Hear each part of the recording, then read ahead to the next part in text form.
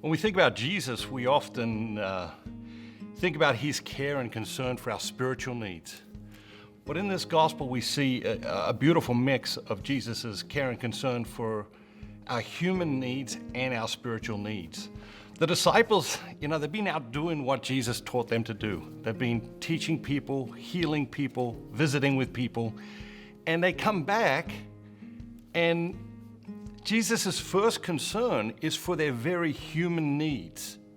And he says to them, come away by yourselves to a lonely place and rest a while. He says, you need some rest. You're doing this great spiritual work, but you need some rest. So come away to a lonely place.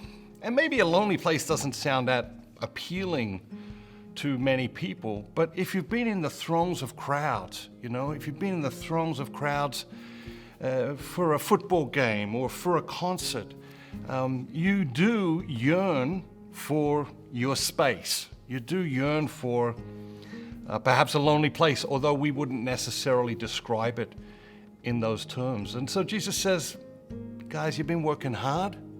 Come away. You need your space. And you need to rest. And that's a beautiful human concern that Jesus expresses for their very human needs. Of course, then the crowds show up. The crowds continue to come. They continue to come. And what do we see here in Jesus? He says, as he landed, he saw a great throng, just masses of people. And he had compassion on them because they were like sheep without a shepherd.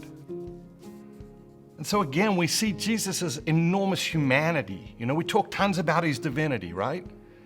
But what we're seeing here is just beautiful humanity. And he's got this compassion. They come to the other side, getting off the boat, and he sees just these masses of people. And what's his first reaction?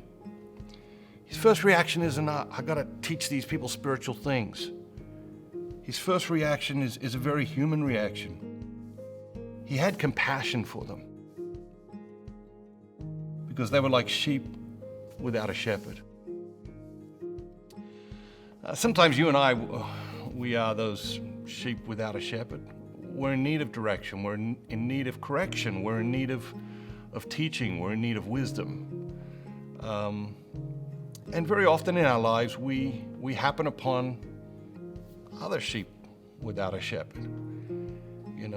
Very often we look at other people, what's happening in their life, how they're responding to what's happening in their life, and we think, wow, that person is lost. And that's a judgment, right? Jesus didn't get off the boat and say, wow, these people, they're all messed up. They are lost. No, he got off the boat with great compassion. These people are sheep without a shepherd. Were they lost and confused? Yeah, they were. Were they yearning and hungry for direction and wisdom and teaching and guidance? Yes, they were. But his reaction is compassion, not judgment. And I think very often when we happen upon sheep without a shepherd in our lives, our critically thinking minds do go very quickly to judgment.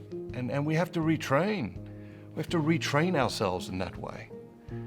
And then, of course, what does Jesus do? As he landed, he saw the great throng, and he had compassion on them because they were like sheep without a shepherd. And he began to teach them many things. So he didn't just say, these people are lost, leave them to their own devices. He didn't just say, these people are lost, they did it to themselves, it's their problem, they created it, they can fix it. No, he began to teach them. And he began to teach them many things. What's the lesson here? So many lessons, right? We are lost. We are like sheep without a shepherd very often. Other people we encounter in our lives are like sheep without a shepherd. How do we treat ourselves when we feel a little bit lost? Are we judgmental of ourselves? Or do we tap into that compassion that Jesus has for us when we're lost? How do we treat other people when they're lost, when they're like sheep without a shepherd? Do we judge them, or do we tap into the compassion that Jesus has for us, each and every single one of us, when we're lost? But the bigger macro lesson here, I think, is Jesus' beautiful humanity and what we can learn from that beautiful humanity and how we can tap that beautiful humanity in ourselves. You know, the disciples come back, been out there, they've been working hard. What's his first concern? You guys need rest. You know, his first concern wasn't, hey, I heard about this thing that happened over there. You did that wrong and you shouldn't have done that. And why did this happen? No, his first concern was, guys, you need rest. You know, grace builds on nature. We've got to take care of our humanity so that the best of our humanity can rise up within us. And Jesus knew that better than most. And I think very often we get caught up in the divinity of Jesus and we lose sight of his beautiful humanity. And I think this reading is calling us to rediscover Jesus' beautiful humanity and rediscover his concern, not only for us in a spiritual sense, but in a very human sense in our very human needs.